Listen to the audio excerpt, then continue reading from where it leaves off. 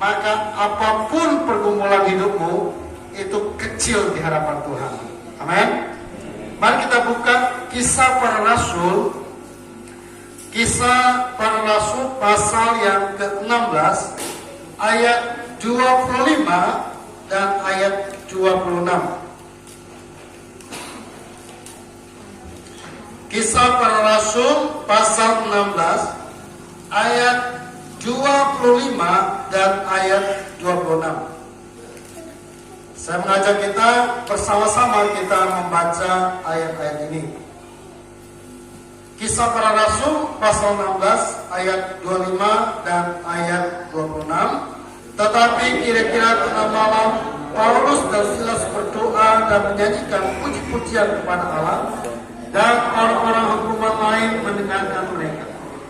Akan tetapi terjadilah gempa bumi yang hebat, sehingga sendi-sendi di penjara itu goyah, dan seketika itu juga terbukalah semua pintu dan terlepaslah belenggu mereka semua.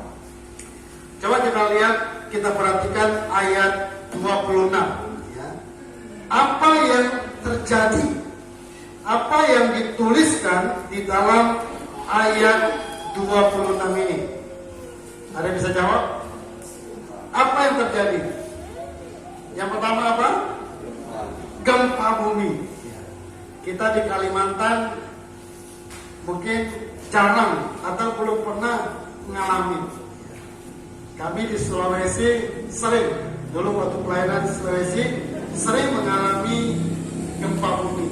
Orang sana bilang apa? Tanah goyang. Tanah goyang. Ya. Di Jakarta juga pernah ngalamin. Dan kalau terjadi gempa bumi, wah, orang berhamburan. Yang lagi makan enak pun dia tinggalin, ya kan? Harta benda yang berharga pun dia tinggalin.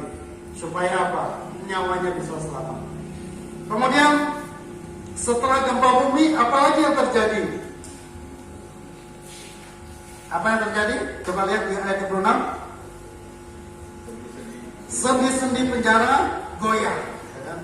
Sendi-sendi itu tiang-tiangnya, ya, goyah. Kita harus tahu, penjara pada waktu itu beda dengan penjara sekarang. Penjara zaman dulu itu, wah, itu kokoh-kokoh, besi berdoa. Atau sebaliknya, kita berdoa tetapi jarang memuji Tuhan. Kenapa nggak memuji Tuhan? Alasannya apa? Suaranya kurang merdu. Tadi bapak yang kesaksian, dia bilang suaranya kurang edok, gitu ya. Padahal kalau menurut saya edok sekali, gitu ya. Edok penuh langit, gitu ya. Suaranya bagus sebetulnya. Ya. Suaranya, kalau saya punya dapur rekaman, saya sudah minta kita bikin kaset. Ya. Kita jual di Sebadu, satu kaset 50.000. Ya. Kalau orang Sebadu beli kasetnya, wah, sudah bisa dapat berapa ratus juta. Karena kalau kita malu memuji Tuhan, kenapa? Karena kita berpikir suara kita kurang merdu. Padahal kalau kita mau jujur, kalau ada band, ya, ada karaoke, yang tampil dulu siapa? Yang mengaku suaranya nggak merdu, udah tampil dulu di panggung, ambil mic, goyang-goyang, ya kan? Lagunya nggak tahu. Kalau yang bagus sekarang yang lagi tenar, Dayak Kanten, gitu ya. Dia yang duluan nyanyi. Padahal di gereja disuruh kesaksian, aduh, maaf Pak Gembala, Pak Pendeta, suara saya kurang merdu. Tapi kalau diminta nyanyi di panggung, di band, nggak usah diminta, dia bayar, dia nawarin diri. Bayangin. Sebetulnya kalau kita perhatikan, Tuhan memberikan kepada kita semua suara kita semuanya merdu. Amin.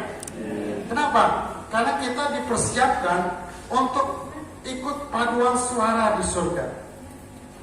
Kalau baca di Wahyu, orang-orang yang ditebus Tuhan, yang diselamatkan, kerjanya apa? Cuma memuji Tuhan. Ya. Jadi sebetulnya suara kita ini semuanya merdu-merdu. Kalau misalnya ada orang yang bilang suara saya nggak merdu, bukan suara saya, telinganya yang bermasalah, gitu ya, ya kan? Paling saya suruh apa? Saya kasih korek kuping, Pak, korek dulu kupingnya, kemudian dengar saya nyanyi, ya kan? Kalau misalnya masih dibilang kurang merdu, saya kasih dia kayu, Pak, pakai kayu koreknya, gitu ya. Mungkin korek kuping kurang kuat, pakai kayu, gitu ya. Jadi kalau ada orang bilang suara kita kurang merdu, bilang aja, kayaknya telingamu bermasalah, ya kan? Karena dulu saya pernah ngalamin teman saya di sekolah atau di mana. Ilmu ini hanya Tuhan berikan kepada kita, yaitu orang-orang yang dekat dengan Dia, orang-orang yang senantiasa memuji-muji Tuhan. Ketika kita mendapatkan inspirasi, maka kita bisa berinovasi. Ya.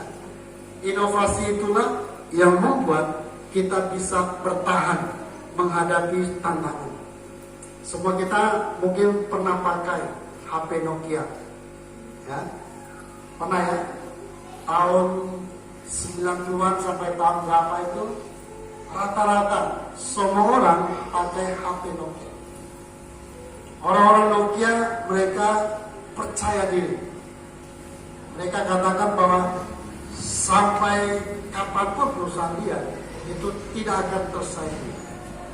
Mereka bisa bertahan. Kenapa? Karena hampir seluruh dunia orang-orang itu, walaupun dia ada merek yang lain, tapi HP Nokia pasti ada di sana.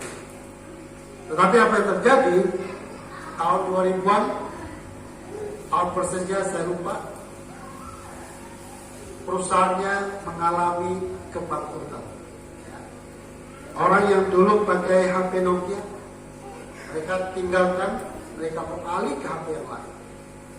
Kesalahan daripada perusahaan Nokia yaitu mereka terlambat berinovasi. Mereka terlambat mengikuti perkembangan zaman. Orang Kristen juga, kalau kita gereja juga, kalau gereja terlambat berinovasi, maka gereja akan ditinggalkan.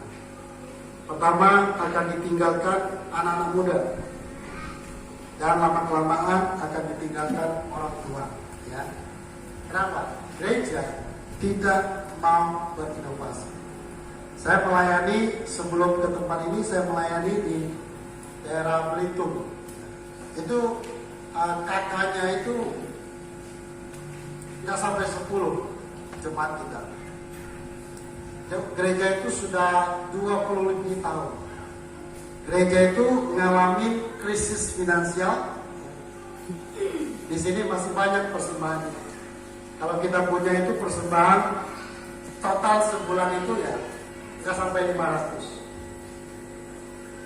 Kemudian jemaatnya belasan orang. Waktu kita dihubungi dari Sinode kasih tahu, siap nggak Pak?